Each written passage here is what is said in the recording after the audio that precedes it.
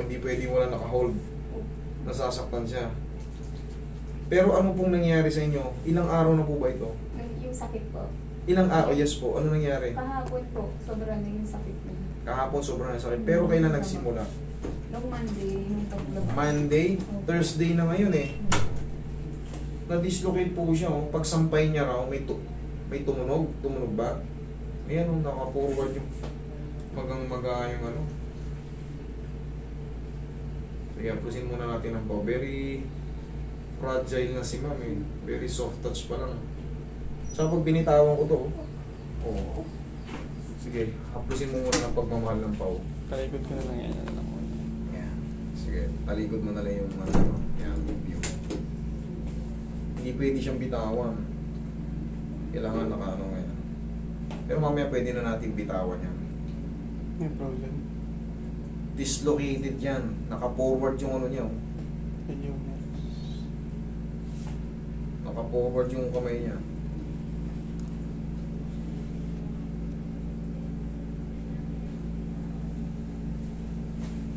Siguro, yakapin mo si ma'am. Pag ganun.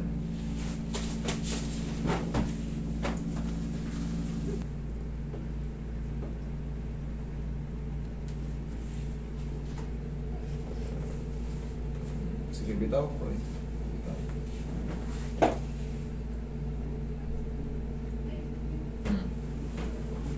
Pwede nang bitawan. Kanina ayaw mo. Hindi pwedeng mga ano. For the meantime, wait lang. Hayaan mo muna mag-subside kasi kakausog ng puto. Okay? Simple pa lang yung ginawa ko. Pero hindi pa tapos yan. Hinayaan ko lang munang may shoot para hindi siya sobrang sakit. Kasi hindi niya maganon eh. Hawa ka kanina. Kanina nakita niyo inahawa ako. Sobrang sakit pag ginaganon ko. Wag. Ngayon, ang gagawin natin, isisiksik ko siya ng todo sa loob. Tiisin nyo lang ma'am kasi kailangan to. Ngayon, sa loob ng Monday, no? Monday, Tuesday, Wednesday. Ayan, no? Ganyan ang nangyayari sa ngayon. Punong-puno ng inflammation. Ganito nangyari kay ma'am. Umabanti siya, kaya hinata ko ng pagano'n.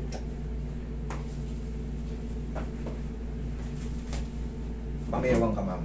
Sige, ito. Pamewang ka. Yan. Yung umabante na yan.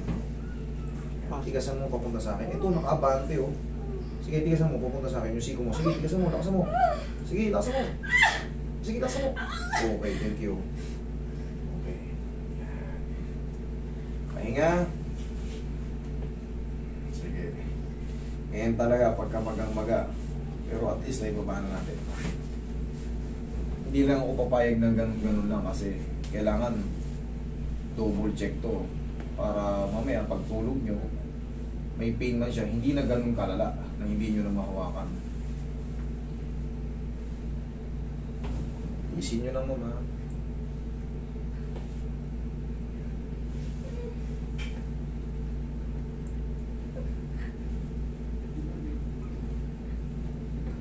Iangat ko lang. Relax lang.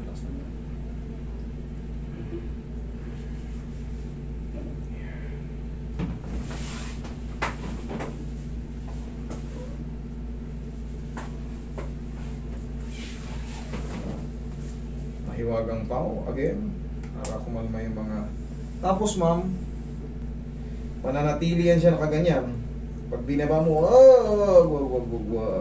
Pero ngayon kahit pa paano, na-handle niya na bearable na ng pagbaba. For the meantime, wala mo ng ano, huwag mo lang muna ipilit galaw kasi wala, full swell na yan. Kumbaga, yung inflammation dyan, buong ligaments na yan dyan.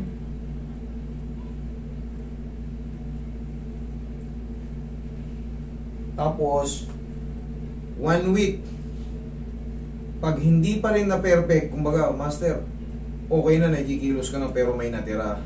Baka lang kasi nga, hindi ko muna pe-perfectin ng ano, kumbaga, hindi ko muna ipipilit ng todong i-align kung anong ginagawa ko. Kasi under inflammation, so hindi healthy na matabig pa ng matabig. Ang mahalaga na ibalik muna. Pero kung wala natira, huwag ka nang bumalik.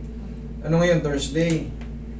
Thursday ulit. Kung meron pa, pero kung wala na, hindi na tayo Huwag na tayong mag second session.